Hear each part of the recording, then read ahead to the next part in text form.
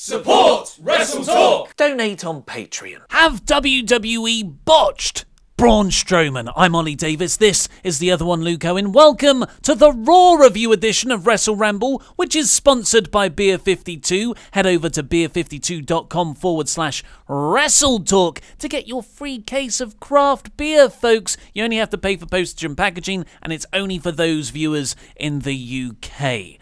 But Braun Strowman, we see him at Crown Jewel. He was... there's an argument that he was protected and that he kicked out of 3 F5s. That's very impressive. 4 F5s, really. Well, he wasn't. Was he pinned after the Well, I fourth suppose one? you could say that after the fourth one, he got back into the ring. Yeah. Which is like a kick out. Yeah. It's a standing kick out. He had a lot, and he was attacked at the start. Shot to the back of the head. Yeah, there were loads of bits in there, but my argument is that would have been totally fine on Braun's first title shot. We're over a year into failed Braun title shots now, and there's a bad taste about Brock Lesnar getting the belt again. So I think it was a bad move. I think it was a bad piece of booking, and it has negatively affected Braun. But okay, that's what you've done. Let's move on to Monday.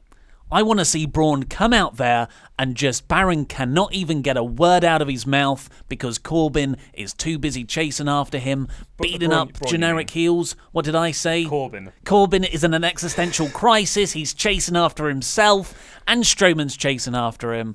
And they did that to an extent, but I think nowhere near enough that they needed to on this follow-up episode. This is the post-show Crown Jewel episode. Although it wasn't on a Sunday Crown Jewel, this is, the first bit of WWE TV since then. And he was just announced to be in the Survivor Series team. How does that work? Yeah. By Baron Corbin. Yeah, I know, and it just sort of feels like, aside from the fact that it makes little sense being that Baron Corbin is supposed to be, I guess, sort of feuding with him, question mark?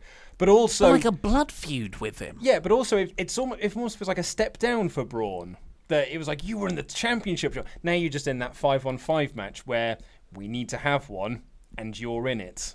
And he was in it last year, and he was standing tall at the end. Well, Triple H was standing tall. Well, Triple H was sitting scrunched in the corner. That's right, with that excellent, oh my God, Braun's hurting me and face. Do you remember what that built to? Yeah. Nothing. Well, that was, because we're coming up to the anniversary of that, that was the last time, really, a WWE legend put over a current wrestler so strongly. And look how it played out. And on the main event this week, I'd argue the same thing happened with Drew and Kurt. Absolutely. But yeah, so to run through this Baron Corbin promo that opened Raw, you've got the roster, the majority of the roster. Not the stars. Not the actual people who matter. So Dolph Ziggler was out there. That's not a slight at Dolph. That's a slight at how he's been booked. They were at the top of the ramp, and then you've got 6 security guards between the ring and the ramp. And Baron Corbin walks through. He's all cocky, gets in the ring, and then cuts. Just I couldn't find the right way to word this succinctly in my review. But if this was a movie, this would have been a terribly written scene because it was just announcement, exposition, announcement.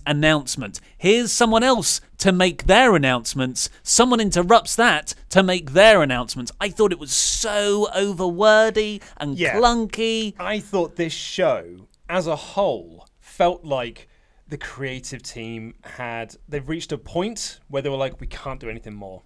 And not so much as we can't do anything more, we can't come up with any new things. Just we just need a break. What we need is a real paint-by-numbers episode just to get us through this week. Then the European tour will be finished. We can get back home, and we'll do Survivor Series. And but we just need this week off. Everything's kind of on hold because of Survivor Series anyway. Because and everything was on hold for Crown Jewel, and everything was on hold for Evolution, and everything was on hold for SmackDown 1000. And all of these things have come together at once. Next week is the go-home show for Survivor Series. It barely feels like it's begun. Yeah. And next week's the go-home show. I feel like 2018 WWE really is the year of... But in a bit it will get good. After WrestleMania, after Roman's title winner Brock's gotten out the way, then we can finally move on. Okay, well, after the Greatest Royal Rumble, then we can move on. And then it finally happens. Was it at SummerSlam? I can't SummerSlam, even yeah. remember now. And then he comes back. And then we've had 14, I don't know, mini pay-per-views or whatever you want to call them. Yeah. It's a rough time. It's been a bad year for WWE. I'd say, I think Raw has had some good moments. Like They've had some excellent moments, in fact. Like, I've seen a few people, because I thought this week's show wasn't particularly good, as I've sort of alluded to already. But a few people have said to me, it's like, well, I think Raw's always bad. And I'm like, I don't think that's fair, because I think, actually, since SummerSlam, Raw's been the consistently better show of the two. But it is 3 hours. And good Lord, did I feel the 3-hour fatigue this week. Because, as I said, I thought this show was super paint by numbers, as evident in this opening promo. Because, as you said, it was like, here is part A, now we're going to do part B, where someone else says some stuff, then part C, where someone else says some stuff. And it did go on for a long old time. So let's go through the bullet points of what was announced. Yes. Fill them in if I've forgotten any of these things. I guess it's because, Crown Jewel's out the way. We need to set up everything in Survivor Series in one at segment. the start of this show. Pretty much. So Baron Corbin comes out and he says, he's going to be the captain of Team Raw at Survivor Series. But he's not going to wrestle. And his motivation is that if Raw wins, he will become the permanent general manager of Raw, because he is currently the acting general manager of Raw because Kurt Angle is on vacation. That's a storyline that's just kind of got its own bunch of loose threads. So he says that, and then he announces Dolph Ziggler, Drew McIntyre. Okay, they're heels. That's kind of in Baron's remit.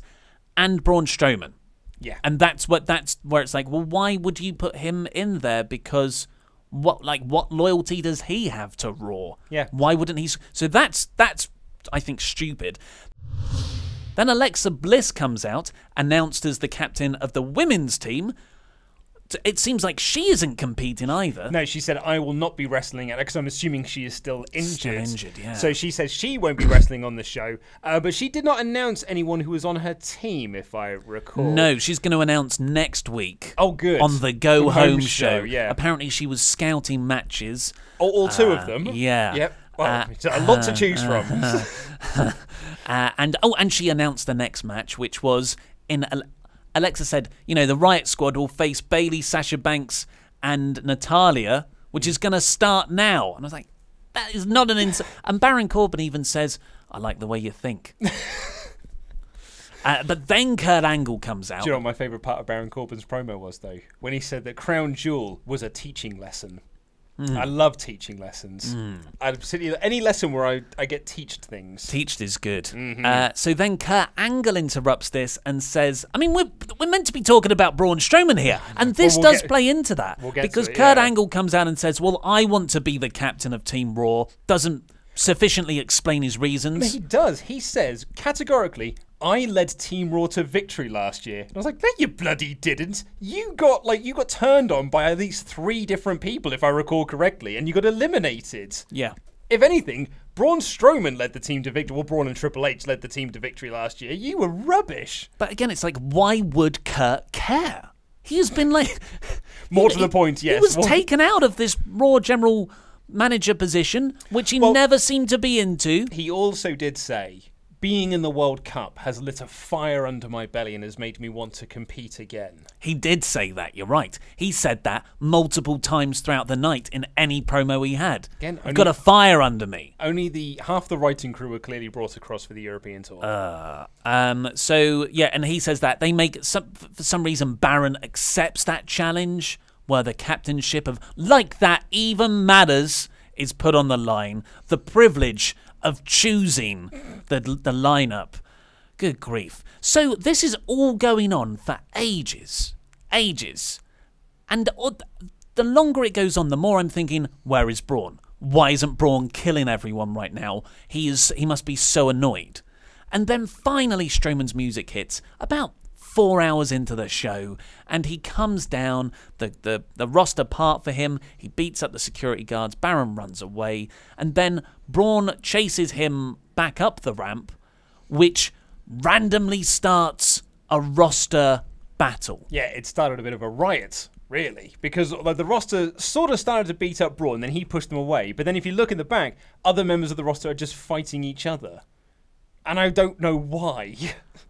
Okay, baby faces and heels, whatever. But like, how did that get resolved?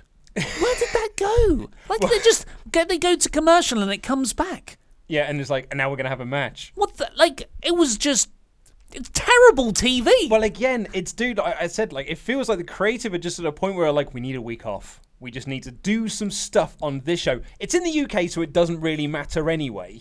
We'll just do some stuff, and then we'll move on to next week. Apparently, the attendance for this show wasn't great. Ah, really? Certainly didn't sell out. There were some reports that said it was half sold. Like, it looked like it was half full in the building. But there were people who were there that said that's exaggerated. To say it's half empty is an over-exaggeration. But there are lots of pictures floating around of many, many empty seats. They reckon there was probably about 5,000 people there. Yeah. So anyway, after Braun Strowman had this lackluster opening segment, or, you know, bit there, because they had to get all the exposition out of the way first, I guess. I mean, but they could, like, have...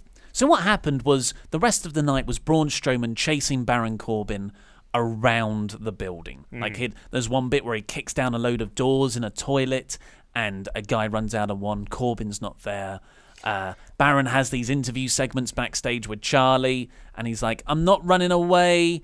And then Charlie's like, well, why are you setting up a makeshift studio in the storage room then? Which was actually quite a funny line. He's like, well, now you've told everyone where I am. And Braun way too quickly appears. My favourite line from that was Corey was like, oh, that's because Charlie gave the game away. Yeah. And they were like, what were the security guys doing in the background? Well, they were putting stuff against the door. Was that what it was? To stop him from breaking through, I guess. They did a crap job of it. It opens the other way, it seems. It's almost like in Hot Shots Part, damn, it's locked from the other side. Yeah. It almost felt like, and one of the things I didn't particularly like about the Braun Strowman stuff this week is it felt like a return to wacky Braun. And it never felt like it was serious Universal Championship contender Braun. It was just like, hey, Braun's a giant guy, and everyone runs away from him, and that's when, basically the Kevin Owens feud. Yeah. And that was the Braun I really didn't like. I much preferred Braun when he was feuding with Roman last year, or actually the stuff he did with Lesnar last year as well.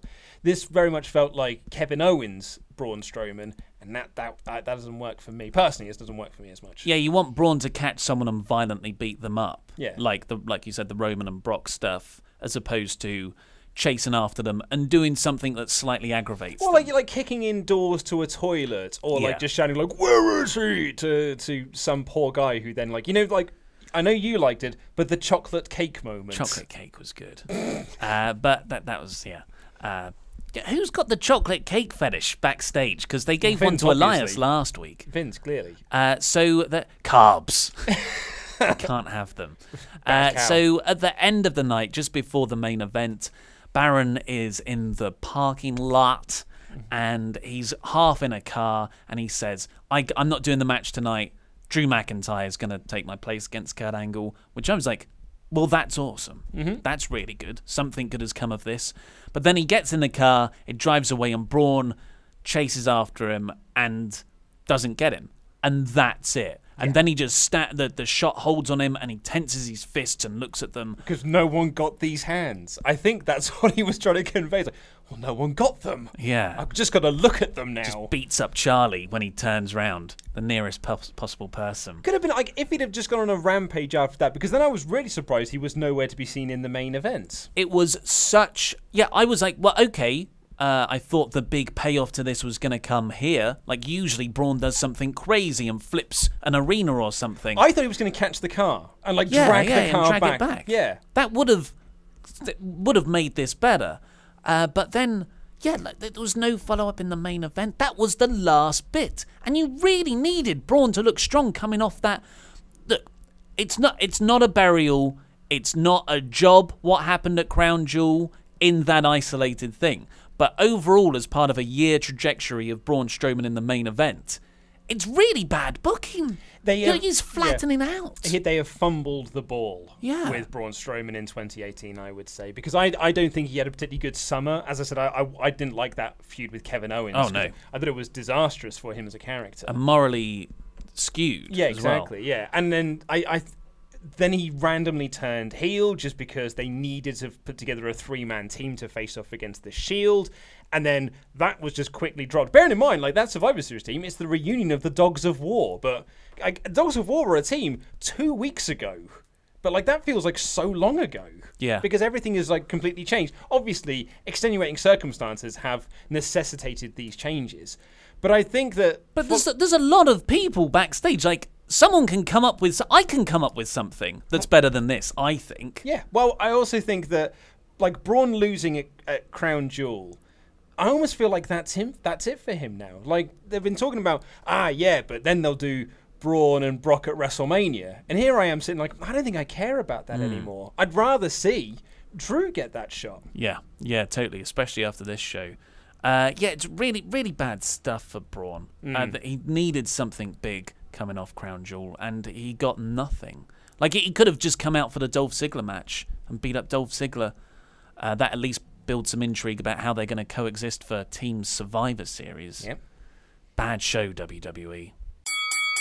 1 week from today, myself, Ollie, and El Fakador will be taking over the Prince Charles Cinema in London town, because we're going to be hosting a 35mm screening of one of the best wrestling documentaries of all time, Beyond the Mat, and we're going to be doing a live WrestleRamble afterwards, where we'll be taking your cues and giving you RAs, and a host of other things as well. We're going to be doing a meet and greet in the bar before and most likely after the screening as well. Maybe we'll go to the pub after the screening. So you come down, maybe. So come down and hang out with us. It's going to be a heck of a lot of fun. But because we are 1 week away, tickets are going fast. Make sure you get them from the Prince Charles Cinema website.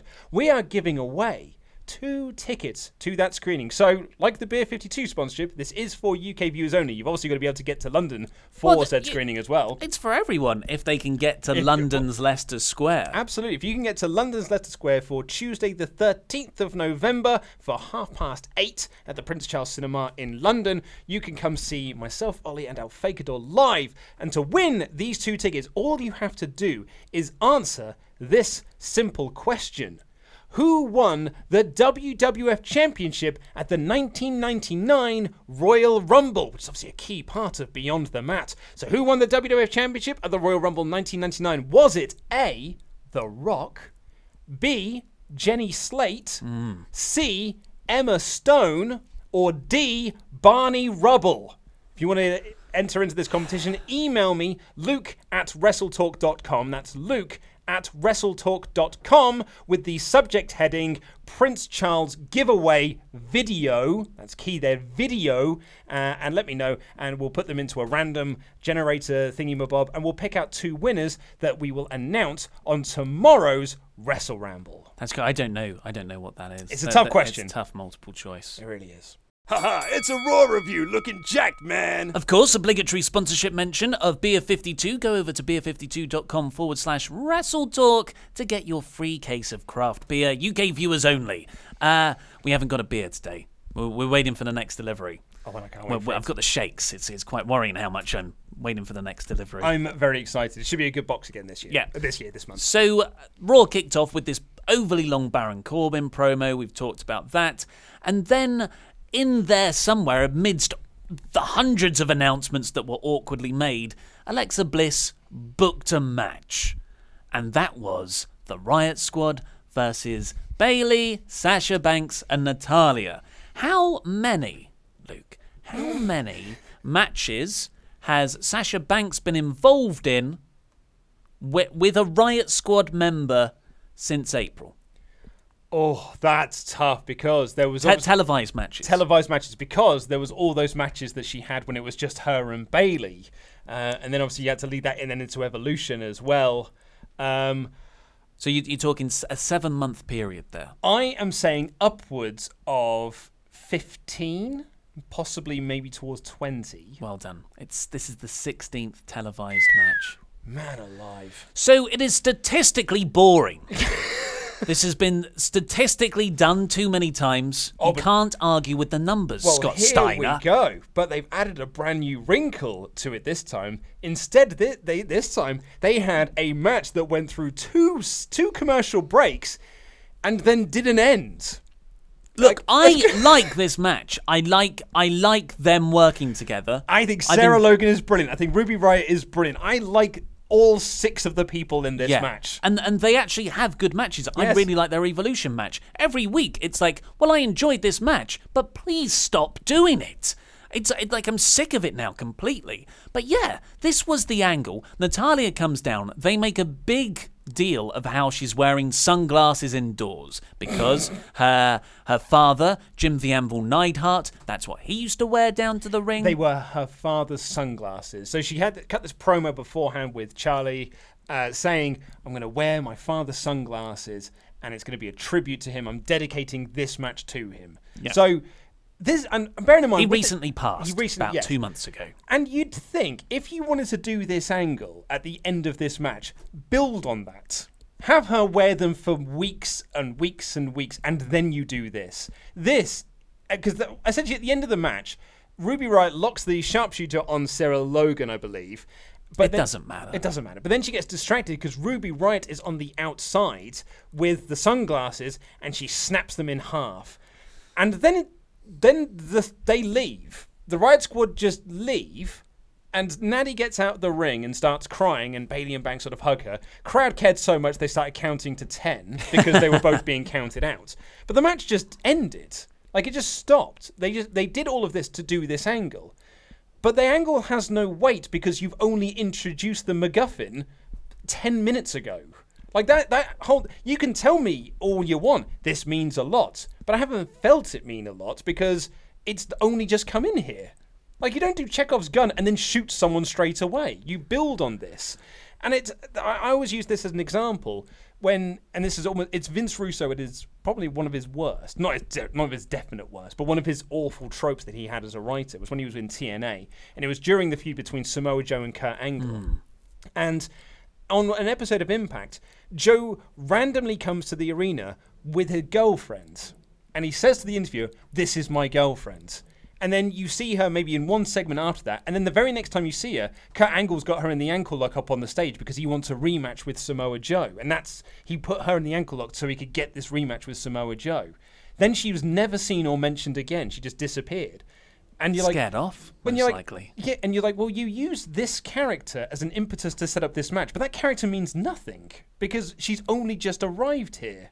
And that's what I felt like with these sunglasses. They mean literally zero other than you telling me that they're meaningful. So I agree that this would have been a lot more impactful had they set it up over weeks, but I definitely thought they were impactful because I know, like, those have been established as Jim Neidhart's gimmick for decades, and Natalya wearing them shortly after her father's death. I thought it was a good angle. Really? Yeah. And then when Ruby snaps it, I was like, oh wow, that's WWE playing on a real life death again. Well done, WWE. I really didn't think it worked. It didn't work for me anyway. The reason I didn't think it, I still don't think it worked though. Okay. Because it just fizzled out into nothingness. What should happen? Natty has the match won, Ruby snaps the glasses, and then Sarah Logan rolls her up or hits her with something to beat Natty. So then Natty has both been beaten and her glasses have been snapped. Like, that's something. But instead, it didn't work because the Riot Squad walked up the ramp, laughing like the Riot Squad they are after breaking the glasses, and Natalya just awkwardly cried. Like, she's not a good actor. It wasn't convincing crying, and Banks and Bayley aren't good actors either in this role, as you can go back and watch their relationship counselling skits from earlier in the year. Oh, those hilarious ones. Whatever the tone they were meant to strike was, and they're comforting her, and I'm like, but what's going on with the match? Yeah. Like, is the referee counting them out? What's happened here? You were wrestling quite a long match. Yeah, it was long. And that's why the crowd were like, they counted them out. Yeah. And it takes away it undermines all of the emotional impact of this angle because the crowd are right. And WWE should have seen this huge logic hole in the angle before they made it go ahead. Yeah, I thought it was a good angle that was just awfully executed. Mm-hmm. For me, I completely agree with your thing and everything you've just said there. The fact that the sunglasses only just arrived today, I thought made it work even less Because another example, say Kurt Angle, they used to use his Olympic gold medals as a thing. Like, whoever he was feuding with would steal them. Maybe Chris Benoit would put them down his pants. Maybe someone would throw them off the bridge and he would have to go and get them. That only worked because Kurt Angle started with those Olympic gold medals and he wore them down to the ring on every match. So they were saying that they were part of his character. These are glasses that are literally just... Before this match started, she was like, here they are. So that's also... But it is a real thing. It is a real thing. But so that's why I think... But also I think that's why the crowd didn't react to it. Because the crowd, aside from you telling them these mean a lot, the crowd don't know they mean a lot. Well, yeah, I mean, we're just going to have to agree to disagree. I think that would have made it better, but I don't think that's the fundamental thing that's wrong. Oh, no, there's so much more wrong with it. Then we get some Braun Strowman Baron hunting backstage, a Crown Jewel DX Brothers of Destruction video package, which, you know, relived that depressing thing. Apollo Crews took on Jinder Mahal next.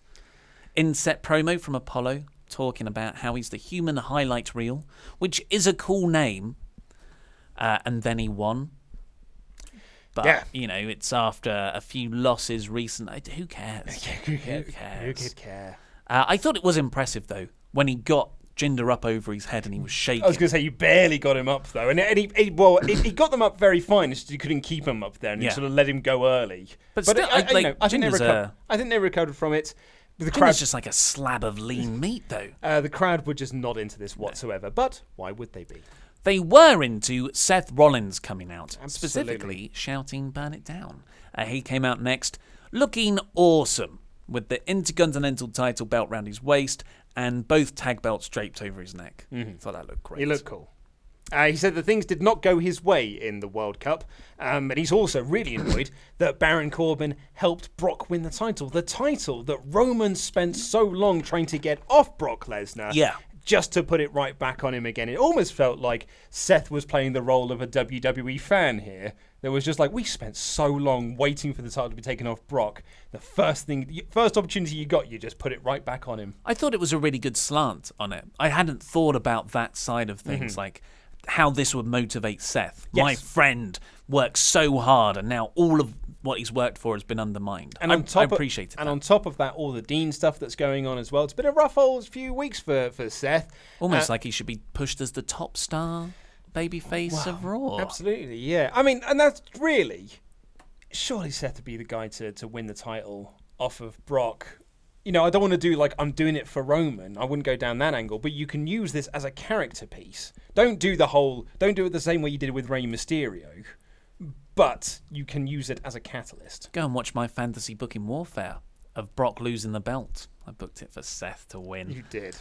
You did. Well done. You did. You did. So Seth then says that, unfortunately, I can't defend the belts now because, you know, Dean, I don't know what's going to happen with them. Baron appears on the Titantron from, like, a makeshift office, which I did appreciate. I do like it when they make Raw feel somewhat chaotic and impromptu and spontaneous, and narrative threads that run throughout the night. And he says, I disagree. You can defend them right now against these guys. And it's AOP. Yeah, weeks and weeks of build for AOP. This did not feel like a big moment for them. No. Which is weird as well, because I actually genuinely enjoyed this. Yeah, it was good. I thought it was cool. Seth was essentially there to say, I'm vacating the titles because we can't defend them. But Baron, being the big old bully that he is, being the heel GM, was like, no, you're going to defend them. Oh, and by the way, it's against these two guys. And it's AOP, the unstoppable monsters AOP, and you're like, oh man, how is Seth going to overcome these odds? And then they had a really, really good handicap match. And the crowd were really into Seth making his very, very good comeback. But they did not react to AOP winning the belts. Well, that wasn't the point of this. The point was Dean to work over Seth at the end. Yeah, like you said, I love that. It's not the point to make the titles mean something. I'm Pritcharding. It's that I like the consistency with Baron choosing AOP because they have set that relationship up over the last couple of weeks. Like, I'll reward you. You know what's good, the good stuff that's coming to you. But yeah, like you said, they had a really good match. They worked such a smart balance between Seth keeping both guys at bay, but not making AOP look weak. Because I felt like AOP never looked like they were in trouble, And Seth was just running on pure babyface adrenaline. Yes. And even when Drake Maverick got up on the apron, distracted the ref, Seth came back again from that spot, near fall off a frog splash, but AOP counter a curb stomp into the powerbomb, and then they win. But yeah, this is AOP's first main roster title win. And it was an afterthought. It really was. Because as soon as they won, they had to run up the ramp, celebrate meekly up the ramp. Yeah. Because the real point of the segment was Dean Ambrose coming through the crowd and laying out Seth with the dirty deeds. Mm-hmm. Oh, yeah. Let's just think of another way. Okay. Let me pitch another way. Seth is taking on AOP, and as he's getting worked over for ages, Dean just walks through the crowd, hops up onto the apron, and just stands there. And then you still play Seth still might think there's something to save there. And maybe Dean could even get up to it, and all of a sudden he's like, give me the hot tag, tags in, and then doesn't tag, or however you want to play it. I'll be honest, I was waiting for that. Yeah. Because Baron Corbin said, you and your partner are going to have to defend these belts. He didn't say you're defending these in a 2-on-1 handicap match. He said, you and your partner are going to defend these. So I spent this whole match, aside from that, enjoying it. I was like, I'm almost certain I'm waiting for Dean to come down here and do some sort of spots like that. Yeah, I love the idea of him building to a hot tag and then maybe jumping off the apron or something and leaving him to get beaten up by these two big bruisers. But instead it just sort of ended. And as you say, AOP won and had to get out of there as quickly as they possibly can so they can make way for the bigger stars. And it just once again makes the tag team division on Raw look really, really pants. Yeah, an afterthought. If you do it our way, Dean betrays Seth again, and then walks up the ramp, and you finish on the title win, and you make a big deal of that. I think that would be far more effective. It's not like Dean and Seth needs more heat. It just needs continuation. Yeah. And then, weirdly, because I like this segment. Yeah, actually. as did I. It was just a shame that the AOP title win was undersold. It was my favourite thing on the show. Oh, I would say second favourite. But then they cut back to commentary, and Michael Cole goes oh, man, dastardly stuff from Dean Ambrose, and he hasn't explained what's going on again. I mean, have your relationship with Dean, Renee? Yeah. What, have you had a chance to talk with him? And she said he can't be reasoned with at the moment. And I was like, what, are we just going to start acknowledging that they're married now, are we? After weeks of not, now we just are. Of course, they referenced it because in Roman Reigns' leukemia announcement. But that doesn't quite count because that's out of context. Yeah, that's not fake. But this is why mention it now? That just opens up too many questions of this doesn't make sense. Yeah, I know, it was really weird. What happens between Monday and Renee and Dean living at home? Yeah. Oh, hi, hun, how's it going? Yeah, I'm good, yeah. You want to talk about the Seth stuff? No, I I want dinner, and then I want to watch Netflix, and then go to bed, Renee. Yeah. Snuggle bunny. It's just what? Yeah, it was really weird. We should as well point out that Dean did say some stuff. He didn't just come out and hit the dirty deeds. Which is another undersell of an angle. You could have built that up. Yeah, he basically just kept saying, why did you do it? Yeah, don't let Dean speak. Build that up for ages, but in truth, we only got 2 weeks of intrigue. Yeah. The question wasn't answered, but he spoke, and that's part of it. More things with Baron backstage. Then Dolph Ziggler comes out to moan about the World Cup loss. Mm-hmm. Quite rightly so.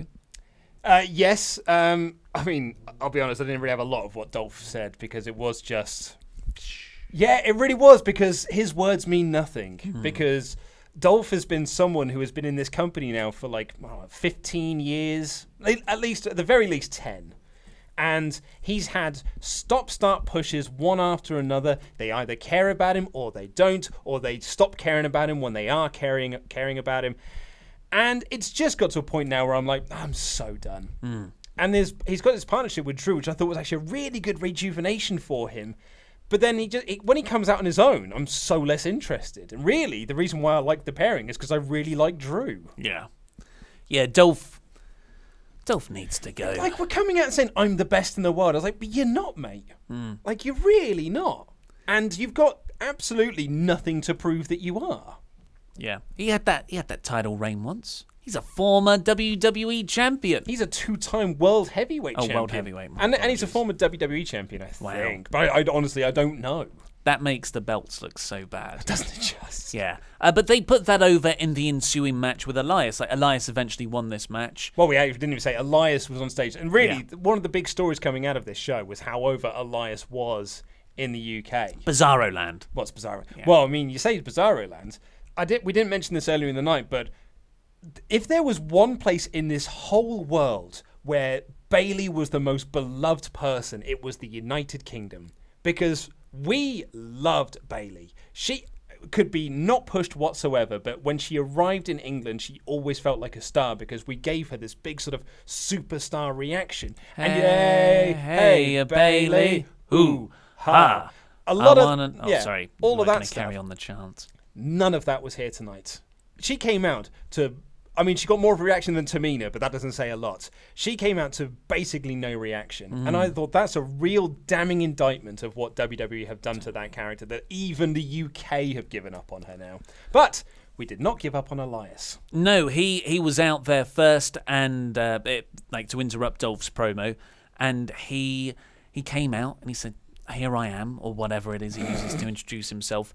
And the crowd started singing, "Oh, walk with Elias." But they weren't all really in time with each other. It was like pockets and pockets and pockets. But Elias, such a master he is of manipulating the crowd, slowly he just goes, doom, doom, doom, doom, doom, doom. And instantly, everyone was on the same page because as a conductor, he set them up for it. It was brilliant. It was absolutely masterful from Elias. Yeah, really, really smart. He has just transitioned so smoothly into being a babyface. Although the booking reasons for it are just, completely stupid. He just switched one week. He's so good at it, you can't really be angry. And that's a lot of these things. Like, when stuff's good, you don't really mind the logic holes. When stuff's bad, like most of the stuff has been this week, that's why I'm picking holes in Renee Young saying that she's married to Dean Ambrose. Yeah. Like, it's just all the more insulting because it's bad this week. But, so Elias said something about Oasis getting back together. Well, he said that he's just got off the phone with Noel and Liam Gallagher. And I was like, mate, I don't think they're on speaking terms at the moment. If there's two people that really do not like each other in Manchester, it's probably Noel and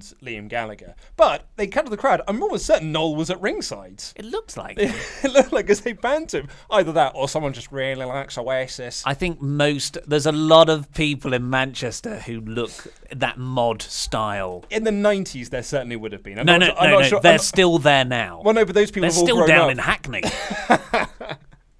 But he said that he's got a new song that's so good, Oasis are thinking of getting back together.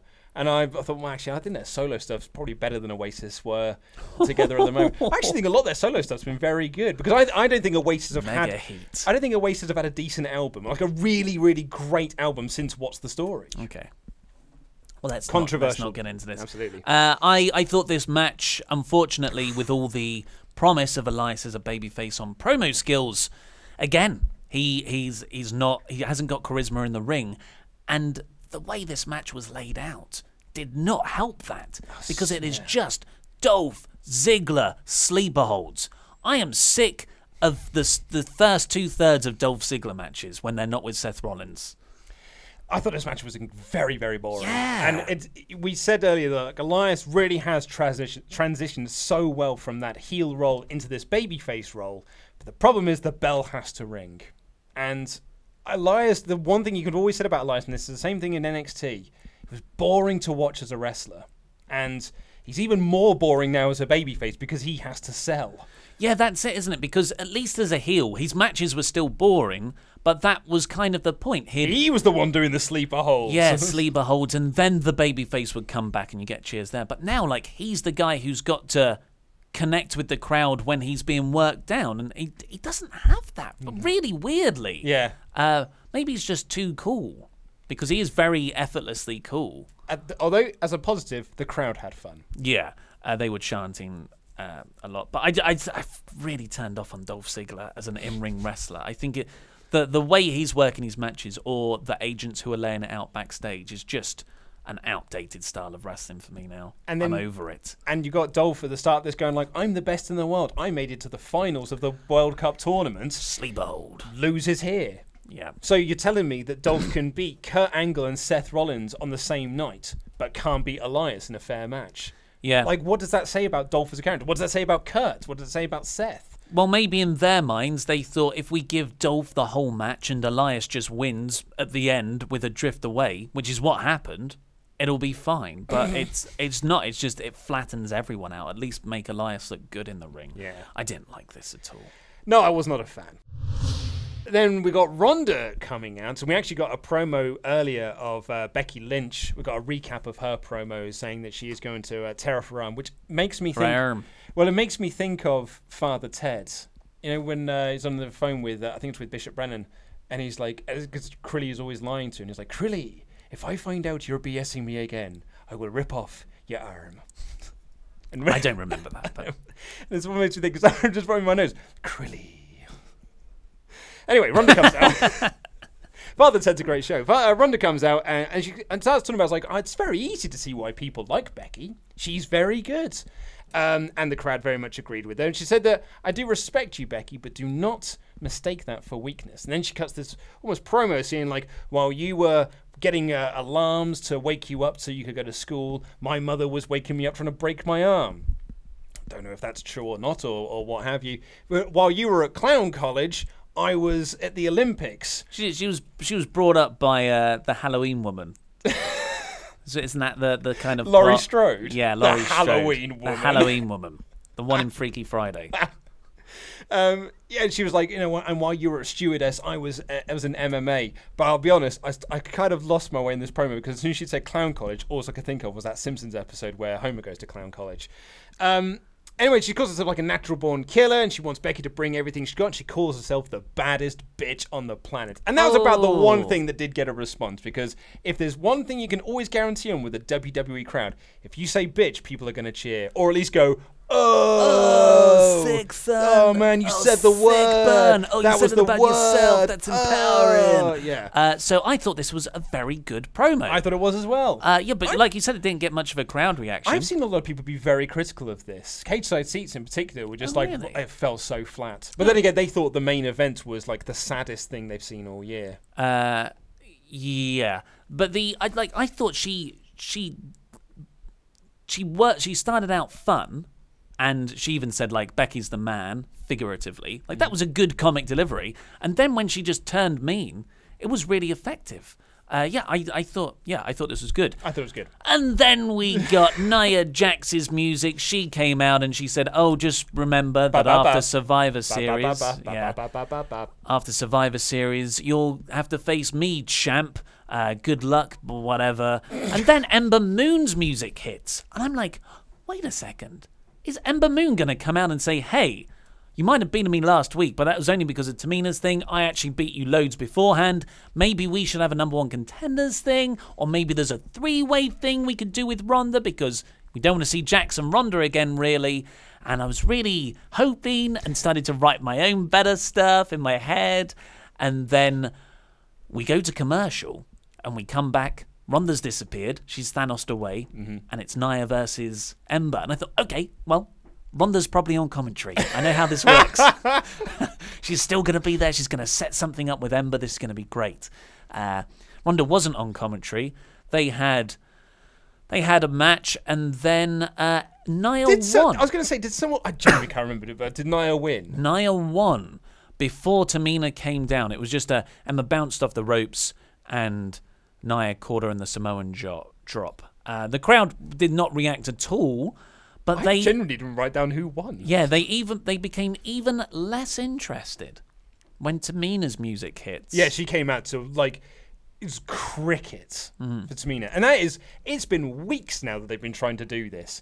And each time, crickets. Like, no one cares about Tamina whatsoever. But they just keep, like, it's going to work, it's going to work, it's going to work. But Tamina gets in the ring, and her and Jax have this stare-off to absolutely no reaction whatsoever. And then she hits a Samoan drop on Ember Moon, and Nia goes like, oh no, ba-ba-ba, don't do that. Terrible acting. Don't do that. But maybe she was meant to be. Maybe it was meant to be disingenuous and wouldn't. And then then she tells Tamina to do it again, essentially, and she locks Ember and the Boston Crab, and Nia Jax starts dropping elbows and they hug. And they're a team now, I guess. I did like when Nia and Tamina hugged, they then raised each other's arms and Nia shouted, "I won." Yeah, so that showed some actual life. Yeah, it really that was did. Good. And that was probably the best thing about this whole segment. But it's once again another tag team in Raw without these tag team titles.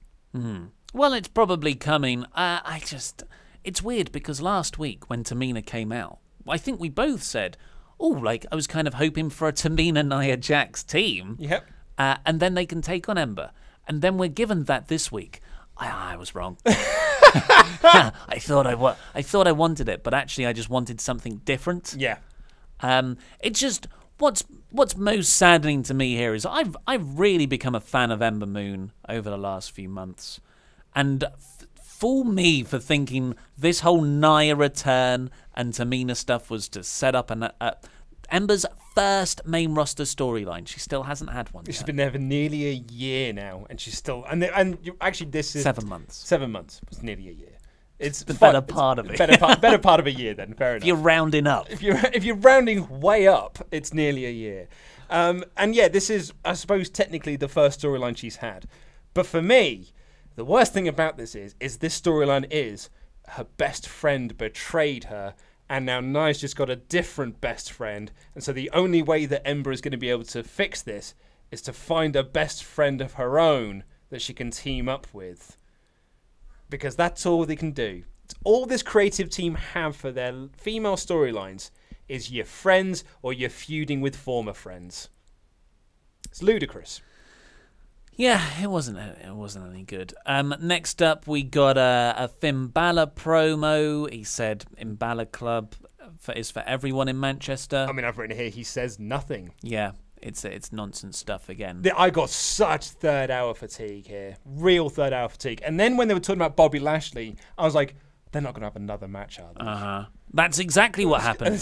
Baron Corbin escaped in the midst of this, setting up the Drew McIntyre main event. So at least there was something to keep you through this. But yeah, Bobby Lashley came out and took on Finn Balor for like the 10th time. It's 3 weeks in a row these two have had a match. But the weirdest part of this was Lio Rush didn't have a microphone when he was coming down to the ring first off. And the commentators were like, oh, thankfully. They mentioned it, yeah. He hasn't got a microphone this week. That's so much nicer. Then he just gets a microphone and cuts a promo, which seemed really weird. But then he's like, I want my man to show off his best pose. And his best pose was Bobby bending over and pointing at his butt. I was like, what is happening here? Because the crowd didn't react at all. Yeah. The crowd were deathly silent. And he was just bending over and pointing at his butt. And he did it to all four sides. Desperate to get a reaction. And didn't get one. So all you've got is a man just pointing at his butt. And what happened? What was this? Yeah, so I think someone must have thought that was funny or a way to get heat backstage. Do you mean Vince thought it was funny? Yeah, it's very juvenile. Lio Rush says it's the developed glutes. That's what we're looking at. That's the pose there. I've never seen that. I'm not that au fait with bodybuilding poses. I've never seen that one, though. I don't think I have either. And I again, though, I'm not au fait with bodybuilding techniques or competition. So maybe this is a really big part. All I know is Hulk Hogan never did it. Whenever they did remember when Triple H and Scott Steiner did their pose down to build up their World Heavyweight Championship match, because that was a thing. I don't think they ever did this pose. Well, you don't want to get too homoerotic. There's a nice balance you can have. The glutes are the largest muscle. Is that so? It should be. It should really be something if you've got the definition. Not on me. The crowd chanted boring. I thought a better way to do this is to just use a pose that's offensive just to the local crowd. So you maybe do the wanker symbol, because that doesn't travel to America. No, I mean, I thought a better way to do this would be to not do it. Yeah, that's also good. I felt so bad for Bobby. He looked dead behind the eyes. Yeah. Dead behind the eyes during this. My bum. Oh, man. Look at my bum. I felt so bad for him. Yeah. Anyway, he won. Yeah, but Balor had a good go at him. Again, it's like, I don't mind these matches. I just don't want to see it for 3 weeks in a row. But Bobby won. So I thought they were going to write him out again because he does have this separated shoulder reportedly. But he won. Not acting like it. Yeah, so maybe he's sticking around. But, well, the report is he's on the Survivor Series team. Oh, okay. So Mike Johnson's report was the Survivor Series team is the 3 that have already been announced, along with Bobby Lashley and Kurt Angle on the Raw side. And on the SmackDown side, it will be Bryan, Joe, Randy, Ray, and Miz. Huh. Cool.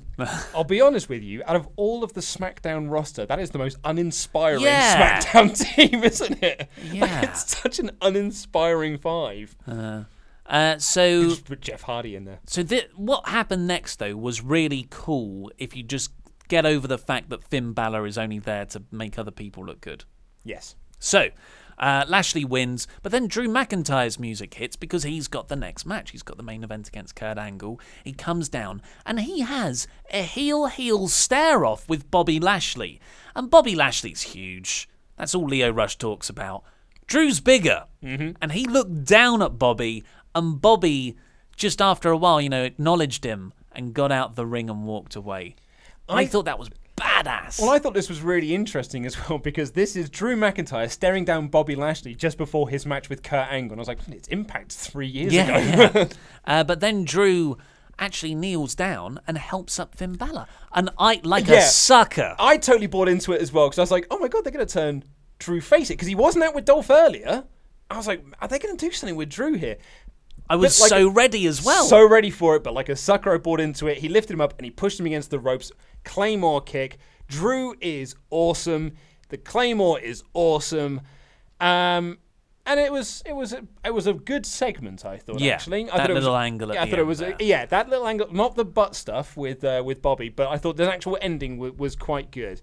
And they also announced that Stephanie McMahon returns to TV next week, and Brock will be there too. Because you've got to try and hype Survivor Series. It's your go home show. It's your last opportunity to do so. Yeah. So presumably Stephanie's going to have something with Corbin, and that's how Kurt makes the... I don't care. I don't know. And Bliss is going to announce the female Survivor Series team. Well, thankfully. I mean, the men's team's going to have to be announced as well. It's the go-home show. I mean, she could have done it on Twitter, I suppose. I actually did have someone say to me that Twitter is the best place to do storylines these days. Strong disagree. So the main event was Drew McIntyre versus Kurt Angle. And again, it's like the Finn Balor thing.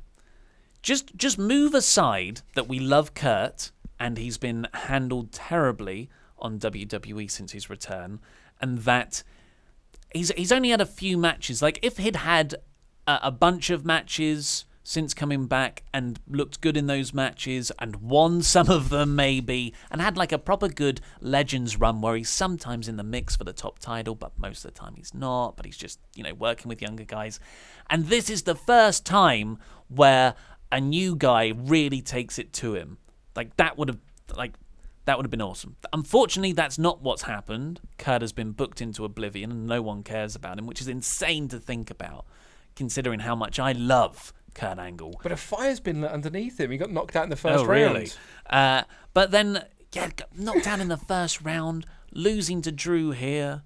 I thought this... If you look at this match in the context of Drew McIntyre being put over strong, wow, I thought they did an incredible job. I thought it was a good match. I wasn't blown away by the main event, but I do think that it was third hour fatigue that made me be less interested in this match as opposed to the match itself. I don't blame the lads. I don't blame the way that the match was structured. Everything that had come before it had made me really tune. Because I apart from the setting, I didn't really like much of anything on this show. So all I had was just segment after segment of stuff that I just was not caring about whatsoever. So I found it very difficult to find myself invested in this main event. Yeah, well, this really got me into it. Just because I really liked Drew. I thought Drew looked really, really impressive. This deadlift suplex. There was this one early headbutt that he did. Oh, yeah, the Glasgow Kid. It's so cool. And he had this really cool moment where he's just shouting at Angle. Yes, that was my favourite bit. Yeah, it was really cool. And he's just calling him a bloody disgrace. You're an embarrassment. Yeah, embarrassment to your family, embarrassment to me. Yeah, and then like because Drew hit Kurt with the Claymore. but relatively like 5 minutes into the match, and you're like, oh, okay, oh, that's a bit disappointing. But then Drew didn't pin him. He just sat on the middle rope and looked at him like with this big grin on his face, and then he starts mouthing off at him, and then he starts like offering him a free shot. He puts his hands behind his back and lifts up his chin, and this all ties in with Drew's character, that he's like, everyone's slacking. Everyone's slacking. I'm the best. And he's come here, he's facing Kurt, and he's really like living up to that character, saying, you're slacking, mate. Come on, I'll even give you a free shot because I'm better. I thought it was terrific, and then he starts yelling at him. He puts out a leg, say, have a free grapple there, but he overcomes him. But then Kurt makes a little flurry back, gets him in the ankle lock. Drew reverses, hits the angle slam, and then makes him tap to his own finish in that ankle lock. I thought it was a really, really cool moment for Drew. And the commentators did a really good job of putting this over, just like how, like the disrespect that this man showed in using and how devastating that is for Kurt Angle to lose to his own move, or his own two moves. But the crowd were very quiet. The crowd really weren't into this whatsoever. But I think, like we've always said, the crowd are into things if you give them a reason. And the problem and don't bore them senseless. And you don't bore them senseless. And I think the problem is they've mostly been bored senseless by this point. So it was a shame that the crowd really weren't into this, because it was a really good showing for Drew, and he did look awesome. But it's a very weird thing for Angle. Yeah. Because you're right, and I actually forgot that Kurt Angle's supposed to be on this vacation. Or whatever it's not really been explained what it's just sort of stopped.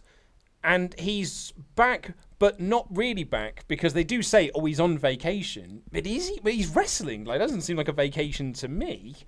So is that a separate contract? What's going on here? Yeah. Yeah. Is Kurt now an in-ring performer? Does he not want to be general manager anymore? Like, he said he wanted to be captain of the team. He didn't say he wanted to be general manager again. So I don't really know what's going on with Angle at the moment. And then, and I like the fact that Drew won, though. I was half expecting Angle to win. Yeah, really, really sad. But especially because what was on the line was who gets to be the captain, Baron or Kurt. And I thought they were setting up for an Angle victory. Yeah. But they seem to have changed a lot of plans following Roman's announcement, obviously. Yeah, but Dave Meltzer originally reported that it wasn't going to be based around Raw versus SmackDown this year. They were going to do Team Corbin versus Team Angle, and they weren't going to, because they didn't want to do Roman versus AJ. Universal Champ versus WWE Champ, so they scrapped the Raw versus SmackDown aspect of it. But with Roman, with his leukemia and vacating the belt, they switched back, and that's what WrestleVotes confirmed Meltzer's original report and said, now they're going to have to go back to the Raw versus SmackDown thing because they've got no other option. Yeah, but, at least Drew looks strong. So overall, I gave this a poor. But, the more I'm thinking about it, it's teetering on a bore just because they've... If I give it the lowest rating, it has to really seriously negatively impact something. And I think they've done that with Braun. I think they've really, really, really botched him. Yeah, and I'll be honest, I didn't really think of it that way, because I was thinking I was almost like, this is a very boring episode. This is a bore. But like you, I thought something has to be really badly affected by the episode. And I'll be honest, it's just because he was barely there. I'd forgot Braun was even a part of this show. So maybe I'd have gone bore, maybe a high bore, because a high bore because I liked generous because I liked Ronda's promo and I liked the Seth segment. Well, that's all we've got time for today. Please click the videos that have just appeared down there to catch up with the latest WrestleTalk awesome stuff, and go over to beer52.com/WrestleTalk UK viewers for your free case of craft beer and enter our competition. Enter the competition. I've been Ollie Davis. This has been Luke Owen, and that was Rambling.